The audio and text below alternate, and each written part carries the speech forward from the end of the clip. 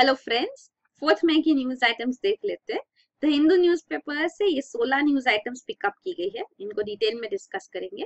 पहली news item है, Supreme court puts critics of Aadhaar pan linkage in a spot. तो ये जो केस चल रहा है सुप्रीम कोर्ट में, this is regarding section 139 A of income tax act. तो ये सेक्शन 139 ए जो है ये अमेंडमेंट से ऐड किया गया है, और ये अमेंडमेंट हुआ था अंडर द फाइनेंस बिल। तो जो फाइनेंस बिल होता है ये बजट का पार्ट होता है। तो जब हम कहते हैं पार्लियामेंट ने बजट पास किया, तो एक्चुअली पार्लियामेंट दो बिल पास करती है, एक होता है अप्रोप्रिएशन बिल और फाइनेंस बिल। तो अप्रोप्रिएशन बिल में जैसे पैसे कैसे अलोकेट किए जाएंगे वेरियस मिनिस्ट्रीज एजेंसीज को, वो होता है। और दूसरे बिल में जो फाइनेंस बिल है उसके अंदर ये होता है कि पैसे जो है सोर्स कहाँ से होगा, मतलब टैक्सेशन प्रोविजंस वगैरह जो है वो फाइनेंस बिल में होते हैं। तो ये जो टैक्सेशन है उसमें यहाँ पे सेक्शन 139 ए में ये इनकम टैक्स एक्ट में अमेंडमेंट करके अब आधार मैंडेटरी होगा फॉर पैन कार्ड, ये इंसर्ट किया गया फाइनेंस बिल से। तो ये जो मॉडिफिकेशन किया इसको सुप्रीम कोर्ट में चैलेंज किया गया है कि आधार मैंडेटरी क्यों है। तो अब से आधार मैंडेटरी है फॉर पैन कार्ड, कि आपको पैन कार्ड इशू करना है होना है आपका, तो आपको आधार लिंकेज जरूरी है। तो एग्जिस्टिंग पैन कार्ड्स के लिए भी, क्योंकि फाइलिंग इनकम टैक्स रिटर्न्स के लिए आपको ये मैंडेटरी होगा अभी आधार। तो इसके लिए क्वेश्चन जो है रेज किया जा रहा है सुप्रीम कोर्ट में कि आधार को आप मैंडेटरी कैसे कर सकते हैं। तो सुप्रीम कोर्ट वही हियरिंग कर रही है, और जब पेटिशनर्स ने कहा कि हमारी चॉइस है कि आधार में बायोमेट्रिक इंफॉर्मेशन वगैरह लिया जाता है, तो यहाँ पे आर्ग्यूमेंट ये दिया जा रहा है, सुप्रीम कोर्ट ने उनको क्वेश्चन ये पूछा कि आपके पास टैक्स पे करना या नहीं पे करना चॉइस नहीं हो सकती। तो अगर टैक्सेशन पर्पसेस के लिए जो मॉडिफिकेशन किया गया लॉ में वो आपको फॉलो करना होगा। पेटिशनर्स का ये मानना है कि अगर हर चीज के साथ आधार लिंक किया जाएगा तो this is becoming like mass surveillance. तो मास सर्विलेंस मतलब गवर्नमेंट हर एक पे नजर रख सकती है, जिस पे चाहे, जो सिटीजन पे चाहे। अगर पैन कार्ड से लिंक्ड है, फिर बैंक अकाउंट्स लिंक्ड है, सारे प्रोविजंस लिंक्ड है, तो आपका बायोमेट्रिक इंफॉर्मेशन सारा डिटेल्स आपका गवर्नमेंट जब चाहिए एक्वायर कर सकती है। तो वो मास सर्विलेंस के लिए भी यूज किया जा सकता है, ये फियर है। इसीलिए यहाँ पे आधार को सबमिट करना है कि नहीं, वहाँ ये पेटिशनर्स चॉइस मांग रहे हैं। तो यही हियरिंग्स चल रही है, तो अब देखेंगे जुडिशरी का क्या मानना है इसमें, फाइनली रूलिंग क्या होगी। तो अभी जो आर्ग्यूमेंट चल रहा है उस हिसाब से जो न्यूज में आता है रिगार्डिंग आर्ग्यूमेंट्स वो हम डिस्कस करते हैं। तो इवन पेटिशनर्स कह रहे हैं कि यहाँ आधार एक्ट जो है, आधार एक्ट 2016 का, ये भी कंट्रोवर्शियल था। जो आधार एक्ट मनी बिल की को है ना, मनी बिल जैसे इंट्रोड्यूस किया गया, तो उसके अंदर राज्यसभा में पावर्स नहीं थे टू ज्यादा पावर्स नहीं होते। अगर मनी बिल होता है तो राज्यसभा के पावर्स कम हो जाते, वो वहां मॉडिफाई रिजेक्ट नहीं कर सकते। Money bill has to be passed within 14 days by Rajya Sabha. तो इसीलिए आधार एक्ट भी है, वो एक कंट्रोवर्सी तो थी ही, पर आधार एक्ट पास हो चुका है। तो अब यहाँ पे ये क्वेश्चन भी रेज किया जा रहा है, पेटिशनर्स कह रहे हैं कि आधार एक्ट में लिखा है कि हर एक सिटीजन एंटाइटल्ड है आधार, सब आधार नंबर के लिए। तो आधार मैंडेटरी होगा, वो तो आपने आधार एक्ट में भी नहीं प्रोवाइड किया ऐसे। तो आप ये फिर वॉल्यूंटरी नेचर है, अब ये सेक्शन 139 ए मैंडेटरी कर रहा है, तो ये ऑफकोर्स दोनों लॉज है। तो पेटिशनर ये भी कह रहे हैं कि ये अब कॉन्ट्रडिक्टरी भी हो रहा है। पर गवर्नमेंट ये आर्ग्यूमेंट दे रही है कि राइट टू चॉइस जो आपके पास है, right to self informational self determination, कि आप अपना कितना इंफॉर्मेशन देना चाहते हैं कैसे, तो ये आपका एब्सोल्यूट राइट नहीं है। गवर्नमेंट कह रही है, हमने पहले भी डिस्कस किया था, गवर्नमेंट ने कहा था कि you can you don't have absolute right to life also. तो वो जब जुडिशरी ने हमने देखा कल, कहा कि वो ड्यू प्रोसेस ऑफ लॉ से ही लाइफ आपकी जो है, अगर पनिशमेंट वगैरह भी मिलती है, लाइफ अगर ली जाती है तो वो due process of law follow करके ली जाती है। तो यहाँ पे भी गवर्नमेंट कह रही है कि आपके पास फुल इंफॉर्मेशनल सेल्फ डिक्लेरेशन की फुल राइट नहीं है, क्योंकि आप इंफॉर्मेशन प्रोवाइड करते हो ऑलरेडी। गवर्नमेंट कह रही है कि आप बर्थ के टाइम पे बर्थ सर्टिफिकेट बनाना मैंडेटरी होता है, तो आप इंफॉर्मेशन प्रोवाइड करते हैं। Deaths related, marriages related information provide किया जाता है। इवन सेंसस में काफी सारा पर्सनल डेटा प्रोवाइड किया जाता है। तो वही है, और ये डेटा सिक्योर गवर्नमेंट रखती है, वो भी गवर्नमेंट ने एंश्योर किया है। तो ये पूरा आधार का डिबेट है। दूसरा न्यूज आइटम है data leaks not from UIDAI but from states. तो एक रिसेंटली जो न्यूज आई थी कि आधार नंबर्स काफी सारे लीक हुए हैं, तो गवर्नमेंट ने अब क्लैरिफाई किया है कि आधार कार्ड डिटेल जो लीक हुए ये यूआईडीएआई से नहीं हुआ है, unique identification authority of India. तो ये जो अपेक्स बॉडी है फॉर आधार, ये यहाँ से नहीं लीक हुए। इनके पास जो भी आधार इंफॉर्मेशन है वो सिक्योर है। जो लीक हुआ है वो स्टेट एजेंसी से बाकी जो ऑफिस एजेंसीज है वहां से हुआ है। तो वही यहाँ पे क्लैरिफाई किया जा रहा है। और वो ये भी कहा गया है कि आधार नंबर्स जो लीक हुए उनसे सिर्फ आधार नंबर से कुछ हासिल नहीं होगा, क्योंकि बायोमेट्रिक इंफॉर्मेशन नहीं लीक हुआ है। तो यहाँ ये है। फिर अगला न्यूज आइटम है DOT Tarang Sanchar portal to clear the air over mobile tower emissions. तो ये तरंग संचार पोर्टल जो है, ये वेबसाइट पोर्टल, यहाँ ये डिपार्टमेंट ऑफ टेलीकम्युनिकेशन ने अभी इनॉग्रेट किया है। तो यहाँ पे सारा इंफॉर्मेशन सिटीजन्स के लिए अवेलेबल होगा। तो सिटीजन्स यहाँ से इंफॉर्मेशन हासिल कर सकते हैं कि कोई भी लोकेशन में जो मोबाइल टावर्स है उनका इलेक्ट्रोमैग्नेटिक फील्ड एमिशन कंप्लायंस है या नहीं। तो ये वहाँ इंफॉर्मेशन उनको मिलेगा। क्योंकि अभी गवर्नमेंट देख रही है कि काफी सारे प्रोटेस्ट हो रहे हैं, लोग प्रोटेस्ट कर रहे हैं मोबाइल फोन टावर्स के अगेंस्ट, कि वो नहीं चाहते उनके एरिया में मोबाइल फोन टावर्स हो। स्पेशली गोवा में काफी प्रोटेस्ट चल रहे हैं अभी। तो इसीलिए डिपार्टमेंट ऑफ टेलीकम्युनिकेशन ने ये सामने लाया है ताकि लोगों को कन्विंस कर सके कि जो भी टावर्स है अगर वो एमिशन कंप्लायंस कर रहे हैं तो ये सेफ है। इवन गवर्नमेंट कह रही है कि कोई साइंटिफिक एविडेंस भी नहीं है कि कोई हेल्थ हैजार्ड्स होते हैं अगर low power mobile based transceiver station हो गए। तो उनसे कोई हेल्थ हैजार्ड होने का भी कोई साइंटिफिक एविडेंस नहीं है। तो गवर्नमेंट ने ये भी क्लेम किया है कि जो हमारे जो एविएशन नॉर्म्स है वो international commission on non ionizing radiation protection के जो प्रिस्क्रिप्शन स्टैंडर्ड्स है उनसे भी काफी स्ट्रिक्ट है। तो वो इवन वर्ल्ड हेल्थ ऑर्गेनाइजेशन के रिकमेंडेशन से स्ट्रिक्ट है, ऐसा डीओटी का मानना है। तो ये क्लेम है। तो वही है। और ये तो G2C सर्विस तो है कि गवर्नमेंट टू सिटीजन सर्विस मिलेगी, ई गवर्नेंस जो कहते हैं। तो गवर्नमेंट इंफॉर्मेशन प्रोवाइड कर रही है और सर्च बेसिस पे आप कोई भी लोकेलिटी का सर्च करके इंफॉर्मेशन ले सकते हैं। तो ये G2C government to citizen e governance service है, प्लस इवन G2B प्रोविजन हो गए, मतलब गवर्नमेंट टू बिजनेस। मतलब ये जो टेलीकॉम ऑपरेटर्स है वो भी नॉर्म्स फॉलो कर रहे हैं या नहीं वो भी चेक किया जाएगा। तो टर्म करके ये ऑर्गेनाइजेशन है under DOT, telecom enforcement resource and monitoring unit. तो ये टेस्ट कंडक्ट करेगी और वो भी इंश्योर करेगी कि सारे जो टेलीकॉम सर्विस प्रोवाइडर्स है ये सारे प्रोविजंस नॉर्म्स फॉलो करें। तो ये है रिगार्डिंग द तरंग संचार। फिर अगला न्यूज आइटम है ₹21,000 fine on women using mobile phones in public in UP village. तो ये मथुरा में ये विलेज है मंदोरा विलेज। यहाँ की ग्राम पंचायत जो पूरे मेल डोमिनेटेड है, मेल ऑल मेल है एक्चुअली, सारे मेल्स है। तो इन्होंने अभी डिसीजन लिया है कि कोई भी वुमेन मोबाइल फोन पब्लिक में यूज नहीं करेगी, नहीं तो उनपे फाइन लिया जाएगा। तो ये इसलिए डिसीजन लिया गया है क्योंकि काफी सारे केसेस ऐसे आए हैं कि लड़कियां भाग जाती है लड़कों के साथ, तो उनके ऊपर कंट्रोल करने के लिए डिसीजन लिया गया। ओनली ऑन गर्ल्स, मतलब वो घर में यूज कर सकती है पर बाहर नहीं यूज कर सकती। काफी कंट्रोवर्शियल डिसीजन है, काफी इस पे बैकलैश होगा इसके अगेंस्ट। तो वो ये एक यूपी विलेज का डिसीजन है। फिर अगला न्यूज आइटम है, तो ये ढोल्स जो है ये इंडियन वाइल्ड डॉग्स होते हैं। तो ये एंडेंजर्ड है। तो IUCN international union for conservation of nature जो है उनके जो कैटेगरीज होते हैं तो एंडेंजर्ड होते हैं, फिर क्रिटिकली एंडेंजर्ड होते हैं। तो एंडेंजर्ड कैटेगरी में है ये। और even wild life protection act जो है इंडिया का 1972 का, उसके अंदर भी शेड्यूल्स है। शेड्यूल 1 में एनिमल्स लिस्टेड होते हैं जो मोस्ट थ्रेटन्ड होते हैं, शेड्यूल 2 होता है। तो ये शेड्यूल 2 के अंदर मेंशन्ड है ढोल्स, इंडियन वाइल्ड डॉग। तो ये जो है स्पीशीज, ये इंदिरा गांधी जूलॉजिकल पार्क जो है विशाखापट्टनम आंध्र प्रदेश में, तो ये कंबालाकोंडा रिजर्व फॉरेस्ट के अंदर ही लोकेटेड है।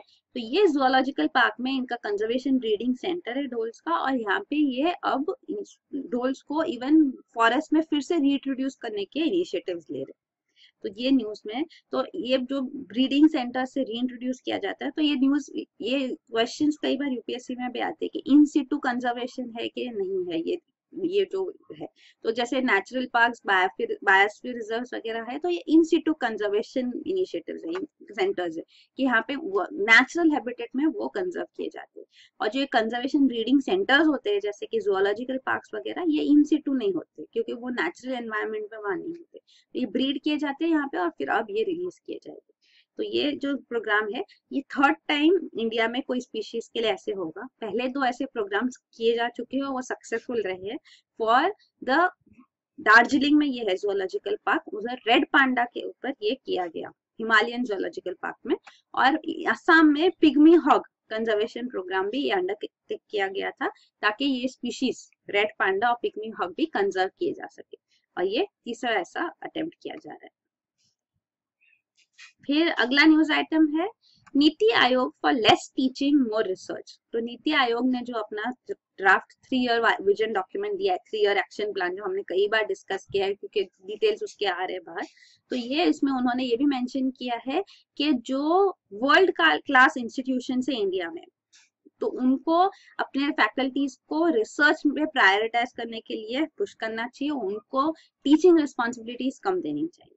तो ये वर्ल्ड क्लास इंस्टीट्यूशंस कौन सी होगी ये भी गवर्नमेंट बाद में डिटेल बताएगी। तो ये नीति आयोग का रिकमेंडेशन है ताकि रिसर्च इंडिया में डेवलप हो सके।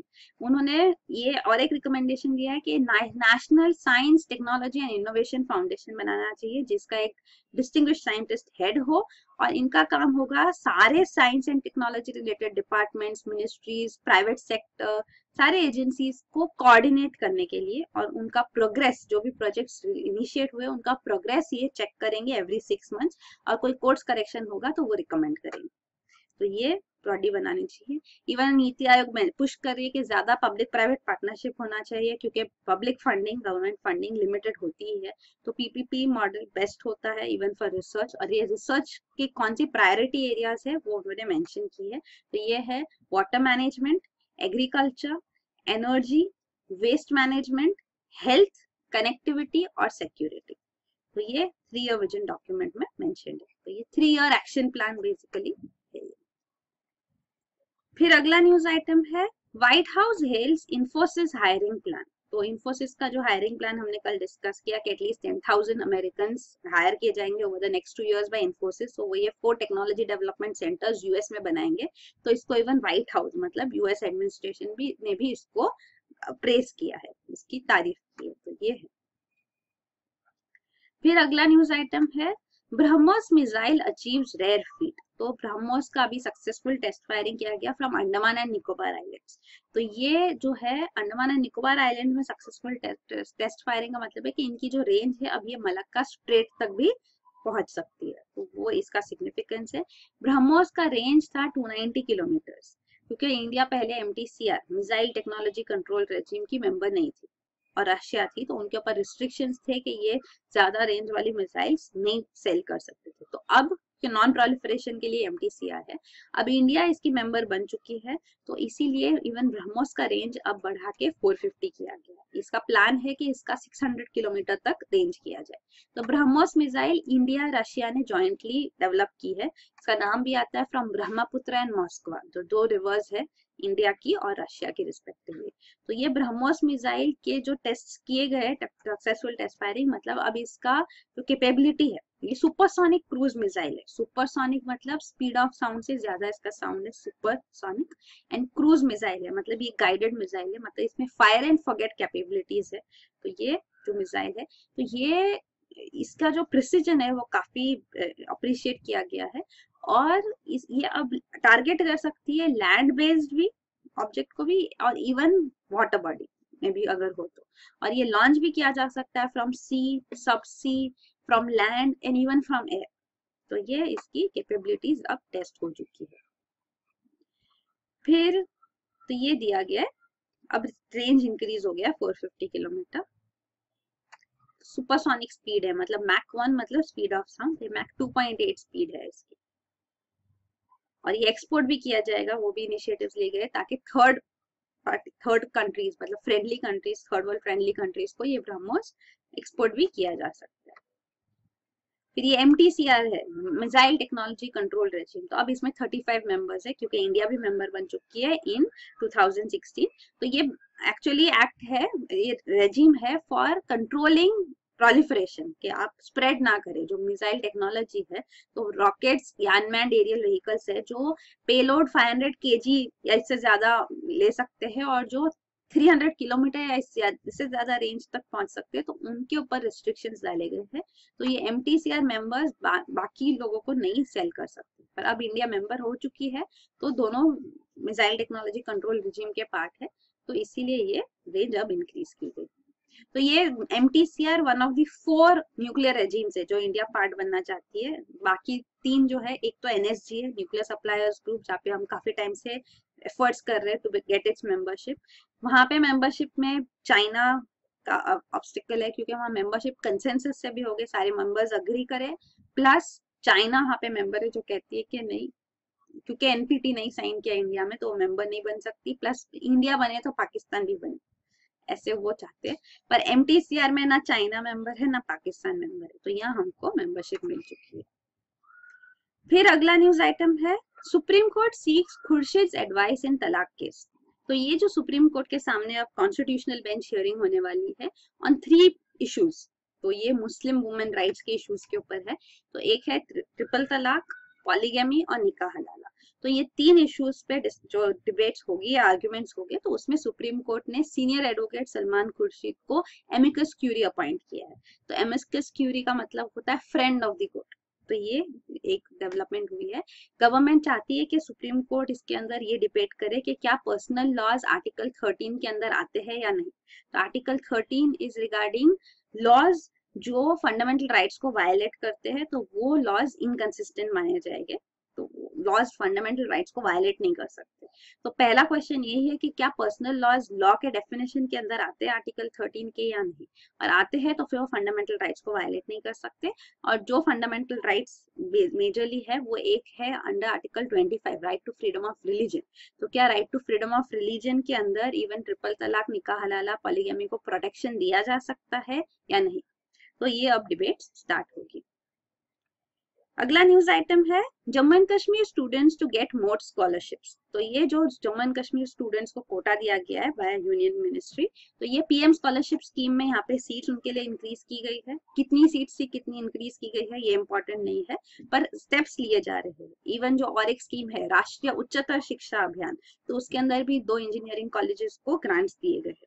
तो ये स्कीम इंपॉर्टेंट है और स्टेप्स लिए जा रहे हैं, गवर्नमेंट स्टेप्स ले रही है to bring in educational development, यहाँ पे एजुकेशन के लिए प्रोविजंस कर रहे हैं जम्मू एंड कश्मीर। तो विद रिस्पेक्ट टू प्रेजेंट जो सिनारियो है कश्मीर वैली में, उस हिसाब से भी ये एक पॉइंट इंपॉर्टेंट है, प्लस ये स्कीम पता होना चाहिए। स्पेसिफिक फिलहाल क्या हुआ है वो जरूरी नहीं है, क्योंकि UPSC में जो आपको लिखना है वो आपको एंड ऑफ द ईयर जब भी आप प्रिपेयर कर रहे हो, मतलब अगर प्रीलिम्स 2018 के लिए, तो तब जो सिग्निफिकेंट रहेगा डेवलपमेंट हो, ये अभी कुछ हुआ है, बाद में और भी स्टेप्स हो गए, तो आपको हर एक बार कुछ नंबर्स फिगर्स याद नहीं रखने होते, वो इम्पोर्टेंस नहीं है ये फिगर्स का। पर राष्ट्रीय उच्चतर शिक्षा अभियान, ये जो स्कीम है, ये स्कीम लॉन्च की गई थी 2013 में। तो इसके अंदर फंडिंग दी जाती है, eligible state higher educational institutions को सेंट्रल गवर्नमेंट फंडिंग देती है, तो वो ये स्कीम है।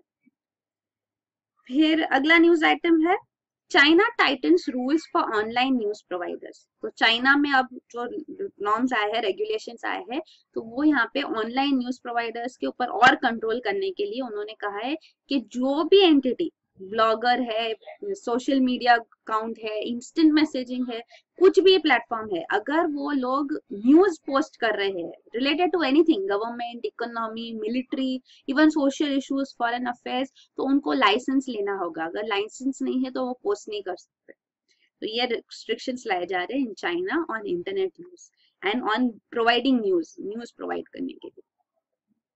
फिर अगला न्यूज आइटम है, package to resolve NPAs get cabinet note.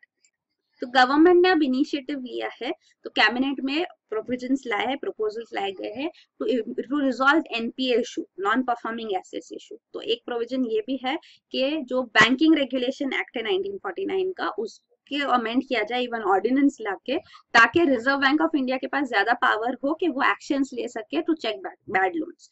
तो ये भी किया जाएगा। तो इसकी कोई डिटेल्स नहीं दी गई है, तो जब ये स्टेप लिया जाएगा तो हम उसको डिस्कस करेंगे ऑफकोर्स। और एक है, तो डिटेल्स दी गई है कि ग्रॉस एनपीएस स्टेटस क्या है, तो ये हमने पहले भी कई बार डिस्कस किया, तो ये एक रिवीजन हो जाएगा। ग्रॉस एनपीएस मतलब कि नॉन परफॉर्मिंग एसेट्स, तो ये ग्रॉस नॉन परफॉर्मिंग एसेट्स काफी इंक्रीज हो गए ओवर अ ईयर। तो सितंबर 2015 में सिर्फ 5.1% थे और अब सितंबर 2016 में 9.1% हो गए, तो काफी इंक्रीज हो गए हैं ये। प्लस जो स्ट्रेस्ड एसेट्स है वो क्या होता है वो भी आपको पता होना चाहिए। तो स्ट्रेस्ड एसेट्स मतलब gross NPS plus standard restructured advances plus right offs. तो ये भी क्या होगा हम ये भी डिटेल में डिस्कस करेंगे, पहले भी ये न्यूज में आ चुका है, हमने डिस्कस किया है। तो ये एक चीज है। और इकोनॉमिक सर्वे भी मेंशन्ड है कि ट्विन बैलेंस शीट प्रॉब्लम है इंडिया में। तो ट्विन बैलेंस शीट प्रॉब्लम मतलब एक तो नॉन परफॉर्मिंग एसेट्स के प्रॉब्लम की वजह से जो बैंक्स के स्ट्रेस्ड एसेट्स है, तो बैंक बैलेंस शीट्स पे प्रॉब्लम है, वहां पे उनको assets non performing assets basically होते क्या है, तो जो एसेट्स है मतलब बैंक्स के लिए एसेट क्या है, लोन्स, जो उन्होंने लोन्स दिए हैं, तो लोन्स पे उनको इंटरेस्ट मिलता है और प्रिंसिपल अमाउंट भी रिटर्न आएगा, तो वो इंटरेस्ट ही उनका प्रॉफिट है। तो ये एसेट है, ये लोन्स इनके एसेट्स माने जाते हैं। पर एसेट नॉन परफॉर्मिंग हो जाता है, मतलब के एसेट्स पे जो इंटरेस्ट ड्यू है, प्रिंसिपल अमाउंट रीपेमेंट ड्यू है, वो आता नहीं है। तो कब तक नहीं आता है नॉन परफॉर्मिंग एसेट्स की डेफिनेशन के लिए 90 डेज का है कि अगर 90 डेज तक बोरोवर ये रीपे नहीं करता है तो वो asset non performing asset category में आ जाता है। तो एनपीएस एक चीज है।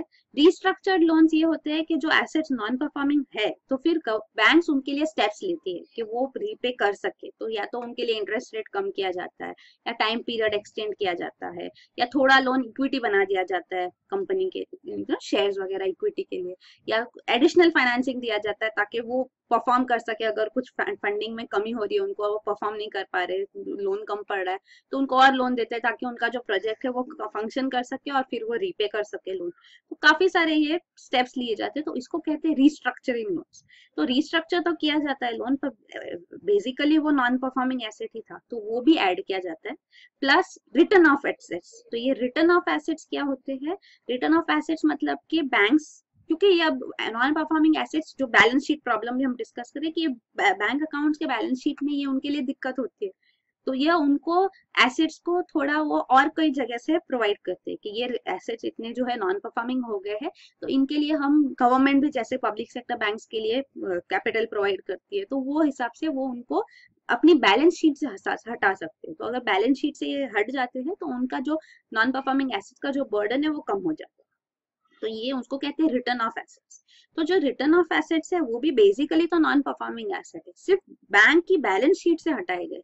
बोरोवर्स के लिए लायबिलिटी नहीं खत्म होती है, उनको अभी भी वो बैंक्स को रीपे करना है, उनकी सारी लायबिलिटी और बैंक्स को परस्यू करेगी, वो रिटर्न ऑफ एसेट्स होते हैं। तो तीनों मिला के एनपीएस, रिस्ट्रक्चर लोन्स और रिटर्न ऑफ एसेट्स मिला के जो बनता है वो होता है स्ट्रेस्ड एसेट्स। तो ये एक टर्मिनोलॉजी है। तो ट्विन बैलेंस शीट्स प्रॉब्लम वही है, एक तो है कि बैंक्स की बैलेंस शीट में दिक्कत है, और अगर बैंक्स की बैलेंस शीट्स में दिक्कत होती है बिकॉज ऑफ एनपीएस, तो उनकी वजह से इवन कॉर्पोरेट्स की को दिक्कतें आती है। तो कॉर्पोरेट कंपनीज भी स्ट्रेस्ड है, इसीलिए वो एनपीएस बन जाते हैं, उनको पे नहीं कर सकते, और फिर ये विशियस साइकिल हो जाता है, क्योंकि अगर बैंक्स एसेट्स उनके पास बर्डन होगी, नॉन परफॉर्मिंग एसेट बर्डन होगी, तो आगे और लोन नहीं दे पाएगी, वहां उनको दिक्कतें आएगी, और लोन नहीं दे पाएगी तो क्रेडिट ग्रोथ नहीं होगी इकोनॉमी में, तो इकोनॉमिक ग्रोथ भी अफेक्ट होगी इससे। तो इसीलिए गवर्नमेंट पब्लिक सेक्टर बैंक्स में स्पेशली स्टेप्स लेती है ताकि ये non performing asset problem resolve हो सके।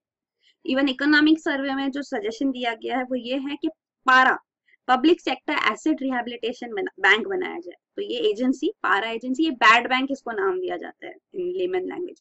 तो ये बैड बैंक बनाया जाए, मतलब जो ये स्ट्रेस्ड एसेट्स है बैंक्स के, वो सारे ये बैड लोन्स जो है वो ये बैंक पारा के पास वो भेजे जाए, मतलब इंपॉर्टेंट वंस। तो इसकी वजह से बैंक्स की बैलेंस शीट जो होगी वो थोड़ी रिलीव हो जाएगी, और ये यहाँ पे रिहेबिलिटेशन, रिस्ट्रक्चरिंग किया जाए ये बैड लोन्स का, उनको वायबल बनाने की और उनसे रिकवर करने के स्टेप्स लिए जाए। तो ये एक सजेशन आया फॉर पब्लिक सेक्टर बैंक्स। तो ये है public sector asset rehabilitation agency. तो ये है डिटेल्स। तो ये स्टेप्स लिए गए फॉरेन कंट्रीज में, तो यहाँ पे इसको सजेस्ट किया गया था इन इकोनॉमिक सर्वे, पर बजट में इसका मेंशन नहीं था। तो पारा को अभी भी ये डिबेटेड है, डिस्कशन में है, क्योंकि कैसे किया जाएगा, इसकी क्या वायबिलिटी होगी या नहीं, तो वो कंसिडर करके ये स्टेप लिया जा सकता है। अगला न्यूज आइटम है national steel policy 2017 approved by centre. तो ये जो नेशनल स्टील पॉलिसी है इसके अंदर गवर्नमेंट ने कहा है कि हम 10 लाख करोड़ इन्वेस्टमेंट्स चाहते हैं बाय 2030-31। तो उसके लिए स्टेप्स लिए जाएंगे। Even domestically manufactured iron and steel products को प्रेफरेंस दिया जाएगा इन गवर्नमेंट प्रोक्योरमेंट्स। तो गवर्नमेंट को जब खरीदना है तो ये इनको प्रायोरिटी दी जाएगी फॉर बिडिंग वगैरह भी। जब टेंडर्स निकलेंगे अब से तो ये प्रेफरेंस उनको दी जाएगी। तो ये नेशनल स्टील पॉलिसी 2017 अप्रूव किया सेंटर ने। और एक है ये allocation of to SAMPADA scheme to decrease agro waste and modernise processing. तो ये संपदा ये एक्रोनिम है, स्टैंड करता है scheme for agro marine processing and development of agro processing centres. तो ये जो स्कीम है ये 2016 टू 2020 के लिए स्कीम है। ये अम्ब्रेला स्कीम है, मतलब ये एक स्कीम है जिसके अंदर बाकी सारी स्कीम जो है ministry of food and processing industries की MOFPI वो इसमें सब्ज्यूम की जाएगी। तो जैसे कि स्कीम्स है for mega food parks, integrated cold chain value addition infrastructure, food safety and quality insurance infrastructure के लिए एग्रो प्रोसेसिंग क्लस्टर्स बनाए जा रहे हैं, फॉरवर्ड बैकवर्ड लिंकेजेस देने के लिए जो स्टेप्स लिए जा रहे हैं, तो ये सब इसमें सब्ज्यूम किया जाएगा। तो यहाँ पे एग्रीकल्चर सप्लीमेंट किया जाएगा, इससे सप्लीमेंट्री स्कीम होगी। और प्लस ये प्रोसेसिंग फूड प्रोसेसिंग को मॉडर्नाइज किया जाएगा और एग्रीकल्चरल वेस्ट इससे कम होगा, क्योंकि इंडिया में काफी एग्रीकल्चरल वेस्ट होता है क्योंकि फूड प्रोसेसिंग काफी कम है। तो इसीलिए ये संपदा स्कीम अब लॉन्च की गई।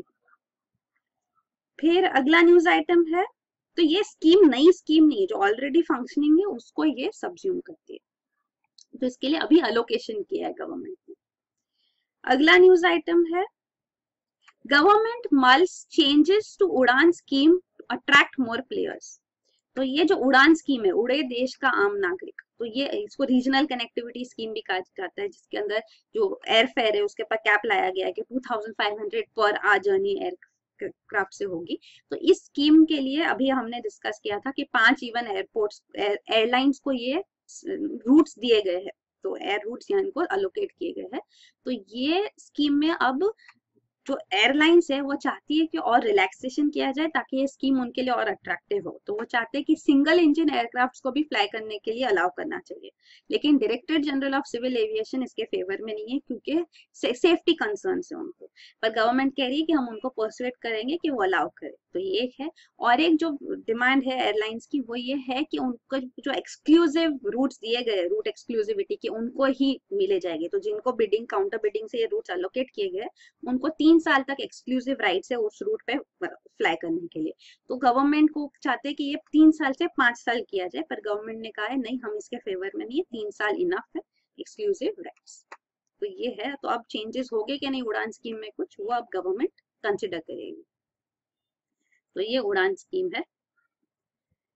फिर अगला न्यूज आइटम है the last one, NASA's inflatable greenhouse could feed astronauts on Mars। तो ये inflatable greenhouse बनाया गया है, तो इधर मतलब प्लांट्स क्रॉप प्रोडक्शन किया जा सकता है ताकि, तो ये एक्चुअली एक्सपेरिमेंट नासा ने already ISS international space station पे किया है और ये सक्सेसफुल रहा है। तो वो चाहती है कि ये अब मार्स और मून पे भी किया जा सके। तो क्रॉप प्रोडक्शन हो जाएगा तो इससे न्यूट्रिशन प्रोवाइड किया जा सकेगा, जो एस्ट्रोनॉट्स वगैरह हो गए, एयर रिवाइटलाइजेशन हो पाएगा, तो crops take in carbon dioxide, give out oxygen, even water recycling, waste recycling इससे पॉसिबल होगा। तो ये उन्होंने एक्सपेरिमेंट किया है और ये वो चाहते एक दिन मार्स और मून पे ये ये रखा जा सके, इन्फ्लेटेबल ग्रीन हाउस।